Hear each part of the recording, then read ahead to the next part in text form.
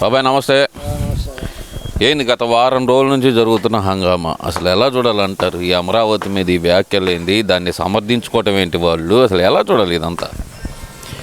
ఏం లేదు, ప్రశాంతంగా ఉంటాం.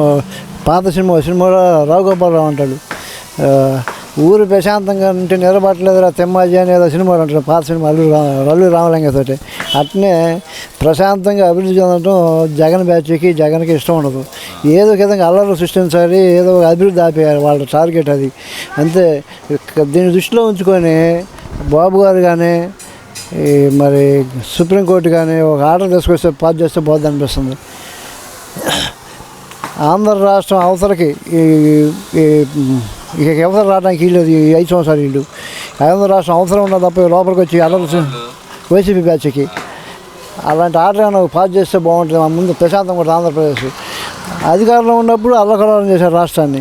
ఇప్పుడు ప్రతిపక్షంలో ఉన్నప్పుడు ప్రతిపక్షం రాకపోయినప్పుడు ఇప్పుడు కూడా అల్లకల్లోలం చేస్తున్నారు. కాబట్టి వీళ్ళని రాష్ట్ర ద్రోహులుగా దేశ ద్రోహులుగా కాదు, వీళ్ళు మన ఆంధ్ర రాష్ట్ర ద్రోహులుగా చిత్రీక గుర్తించి రాష్ట్ర ప్రభుత్వం కానీ మన కోర్టు కానీ సుప్రీంకోర్టు కానీ రాష్ట్ర బహిష్కరణ చేస్తే బాగుంటుంది అని చెప్పి అనుకుంటున్నాను. అంటే ఇక్కడ ఇంకో విషయం కూడా చూసుకుంటే కనుక ప్రధానంగా ఎందుకంటారు వీళ్ళకి అమరావతి ప్రాంతం మీద కానీ ఈ ప్రాంతం మొత్తం మీద ఎందుకంటారు కక్ష? అసలుకి వాళ్ళకి ఒక ప్రాంతం మీద కక్ష ఉండదండి. వాడికి ఏడో చోట అల్లర్లు జరగడం కావాలా. వాడు అధికారంలో ఉండా ప్రతిపక్షంలో ఉండా అల్లర్లు జరగడం మాటలు జరగడం కావాలి. వాడు వచ్చి ఎప్పుడన్నా ఒక మాజీ ముఖ్యమంత్రి స్థాయిలో వచ్చి అరే గంజాయి బ్యాచ్కి అక్కడి నుంచో వచ్చి మాట్లాడాడే, మరి రైతులకి వచ్చా అంటాడు. మరి రైతులకి ఏం చేశాడు? వచ్చి పువ్వాకు బేళ్ళని గొల్లగొల్ల చేశాడు. ఎంతో కష్టపడి ప్రాణం పెట్టి పండించుకున్న పంట తుంపులు చేసి దొక్కిపోయారు. వాళ్ళకి నష్టపరిహారం రైతులకి ఇప్పించాలి గవర్నమెంట్ కానీ కోర్టు కానీ చర్య తీసుకొని. మరి రేటు పెంచడం అనేది సరాసరి గవర్నమెంట్ తీసుకుంటాను కదా, వేరే విషయం. ముందు వాళ్ళ రైతులకు నష్టపరిహారం ఇప్పించాలి. మిరపకాయలు వచ్చినప్పుడు మిరపకాయల బస్తాలు మిగిలిపోయారని చెప్పి ఒక ట్రాక్ ఉంది. అందుకని చెప్పి మిరపకాయల రైతులకి ఇప్పుడు పువ్వాకు బేళ్ళ రైతులకి ముందు జగన్ తరపు నుంచి ఆ వైసీపీ పార్టీ తరపు నుంచి నష్టపరిహారం ఇప్పించాల్సిన అవసరం ఎంత ఉందని చెప్పి తెలియజేసుకుంటున్నాం.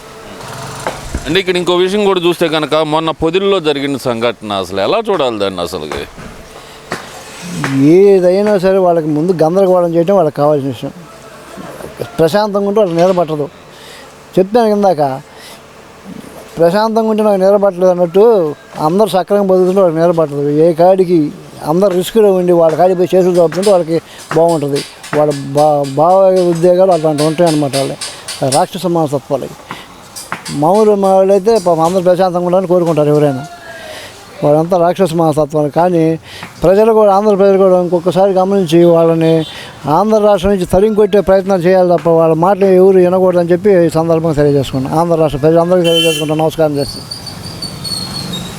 అంటే ఇక్కడ ఎందుకని అంటారు అసలు మహిళల మీద దాడి, అక్కడ పోలీసుల మీద దాడి అంత జరిగినా కూడా ఇంకా వైసీపీ నాయకులు అక్కడ టీడీపీ నాయకులే కావాలని చేయించారు అంటే ఒక ప్రచారం అయితే చేస్తున్నారు కదా, దాన్ని ఎలా చూడాలంటారు?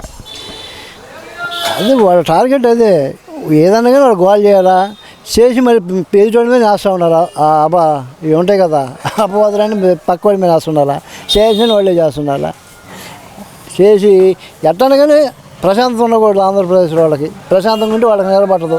వైసీపీ బ్యాచ్కి జగన్కి ఆంధ్రప్రదేశ్ ప్రశాంతంగా ఉంటూ వాళ్ళకి ఇష్టం నిలబట్టదు. కాబట్టి ఆంధ్రప్రదేశ్ బహిష్కరణ చేయాల్సిన అవసరం ఎంత ఉంది వైసీపీ పార్టీని.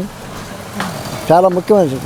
ఎందుకంటారు బహిష్కరణ అనే అంత పెద్ద పదం ఎందుకు వాడుతున్నారు మీరు? అసలు ఏదైనా ప్రజా సమస్యల గురించి మాట్లాడాలా. ప్రజా సమస్యల గురించి మాట్లాడటం లేదు, ప్రజలకి ఏం మేలు చేసేయగలగడం లేదు. వాడు ఎప్పుడొచ్చి నీకు ప్రజా సమస్యలు మాట్లాడంటే అసెంబ్లీకి వచ్చి మాట్లాడు, ప్రభుత్వానికి తెలియపరిచే ప్రజల సమస్యలు మాట్లాడాలా. అది కాకుండా మిరపకాయల యాడ్లు పోయి మిరపకాయల బస్తాలు నీకుపోవటం, పువ్వాకు బేళ్ళు నీకుపోవటం ఇవి చేశారు. 5 అంటే నాకు రైతుల మీద ప్రాణం అంటాడు. రైతుల మీద ప్రాణం ఉన్నాడు. అమరావతి రైతులు 5 సంవత్సరాలు అటు ఇటు తిరుగుతూ ఉండేవాడు. అందరూ రైతులేగా. మీ సమస్య ఏందని ఒక్కసారి అడిగాడా? ఎన్నిసార్లు 5 సంవత్సరాలు ఎన్నిసార్లు తిరుగుంటారు వాళ్ళు ఎదురుగా ధర్నాలు చేస్తుంటే? సచివాలయానికి వెళ్ళాల్సినప్పుడల్లా తిరగాలి కదా.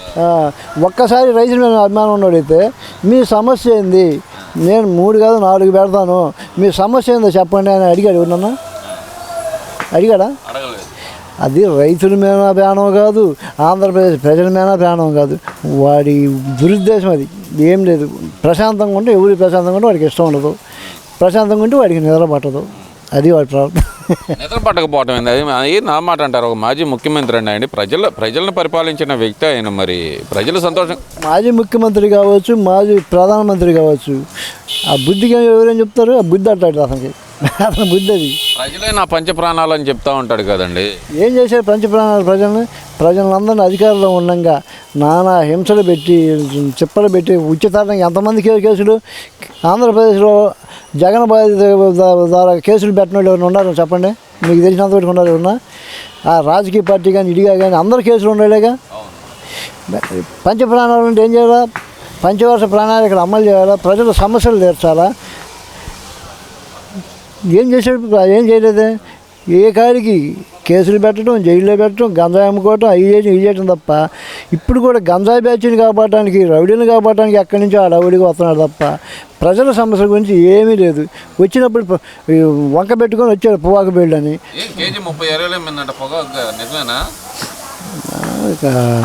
అసలు చెప్తాడు. ఎందుకంటే జనం ఆంధ్రప్రదేశ్ ప్రజలు మొన్న ఒకసారి విన్నారు కదా, ఏది చెప్పి నేను ఓట్లు వేశారు కదా, ఇక అట్నే ఏంటారు 36,000 చెబుతారు, 3 లక్షలని కూడా చెబుతాడు. ఎందుకంటే ఆంధ్రప్రదేశ్ ప్రజలు ఒక్కసారి నమ్మారు, నా మాట పద్దాక నమ్ముతారు అనుకుంటున్నాడు.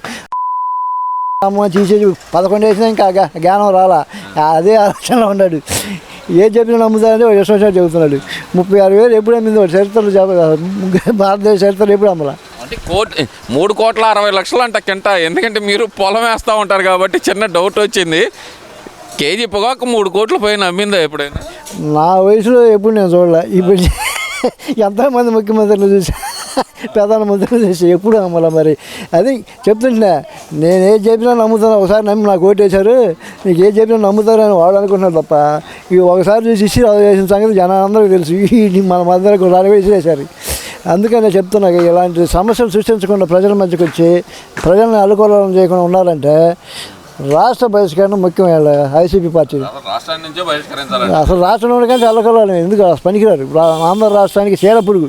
ఒక మాట చెప్పాలంటే ఆంధ్రాకి పెట్టిన క్యాన్సర్కి అడ్డాస్మెంట్ వీడు. ఆంధ్రాకి పెట్టిన క్యాన్సర్కి అడ్డీడు జగన్ పార్టీ. ఆంధ్ర వాళ్ళని అభివృద్ధిలోకి తీసుకురావడానికి పుట్టిన పార్టీ అంటున్నారు కదా. చోట్ల క్యాన్సర్ గడ్డ పెరుగుతూ ఉంటుంది కదా, అట్ట అభివృద్ధి అట్టే. కానీ నిజంగా సుఖ సంతోషాలతో ప్రజలు ఉండే విధంగా అభివృద్ధి వాళ్ళ జీన్స్లో ఉండదు. ఏ కాడికి ప్రజలను ఇబ్బంది పెట్టే టార్గెట్ వాడిది. అంతే. ఇబ్బంది పెట్టడం తప్పితే మంచి చేయడం లేదంటే క్యాన్సర్కి ఎవరికైనా ఆనందం ఉంటుందా? క్యాన్సర్ వచ్చిన వాళ్ళకి.